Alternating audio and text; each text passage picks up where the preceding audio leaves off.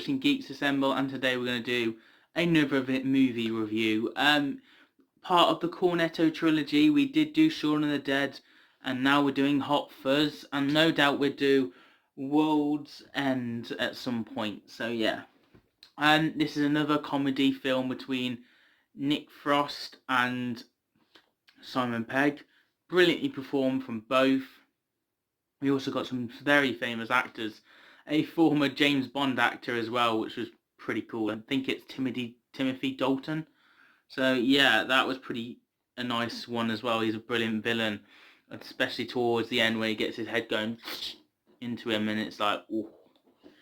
But yeah, I love this story. It's a fun one. It's a long one. I've noticed about 2 hours and a half, 2 hours and 20 minutes. But yeah, the story is quite like a murder mystery at the start, but also we see Simon Pegg's character not be treated well. Like, he's too good at his job.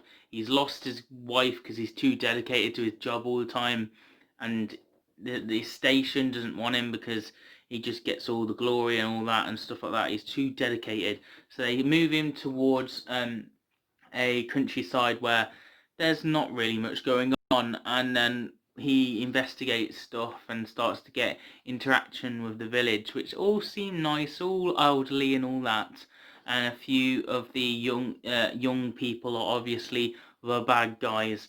That suddenly people start getting killed off, and it doesn't seem to be like murders.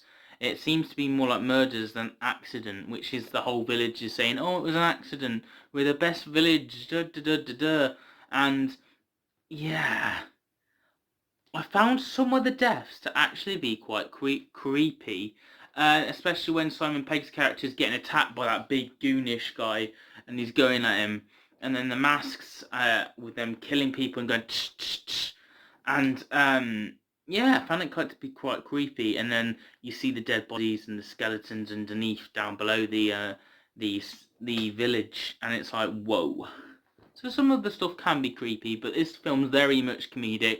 They played for laughs, and yeah, it works so well. And brilliant police dynamic. We get to see Nick Frost and Simon Pegg's performance developing another chemistry, another people they're playing, and Nick Frost's character is quite I'm going to say dumb person, but he's also a lovable character. You just love him. He's amazing. And Simon Pegg's character is just frustrated by him because he's like, oh, I have to work with you. And then by the end they feel like they're besties and they come together strong. And Simon Pegg's character takes on the whole village, which I bloody love. I think it's one of the best.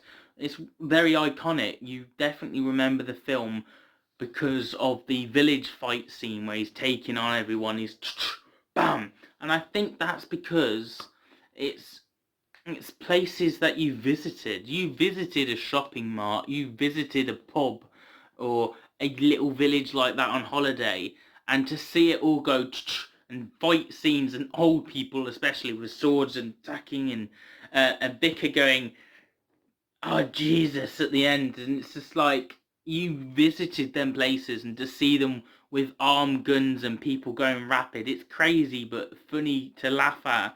And I think that's one of the gists of this film, that is why it's so iconic as well, part of the Cornetto trilogy.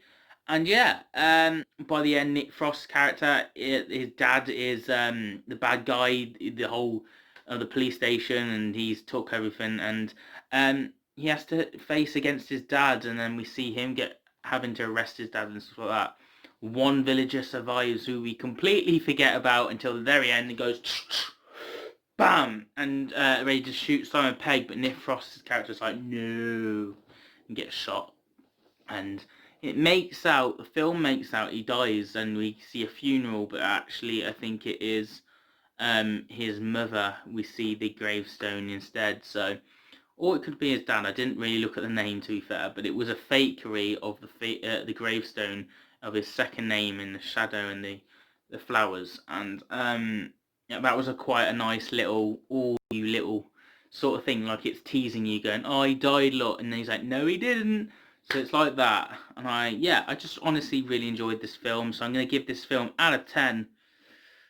An 8.5. Yeah, 8.5. It's got mystery, it's got drama, it's got darkness, it's got horror, and it's got a whole load of comedy and a lovable friendship romp, and a development with the two characters. And the police team are quite funny and witty and all that. So yeah. And the mystery that everyone in the village, all the old people, are actually the bad guy, is a plot twist in itself. So yeah. Um, that's my thoughts on Hot Fuzz. But join me for more videos like reviewing the Spider-Man trilogy, the Marvel trilogy, Batman, Back to the Future, or we've got James Bond. But also we do shows like Being Human, Doctor Who, Gotham, and so on. So stick around, subscribe, because you know you don't want to miss a video, and give this video a thumbs up if you liked it, and comment down below what you thought of Hot Fuzz. I'd love to know, and I'll see you guys from another video very soon on the channel. Have a nice day.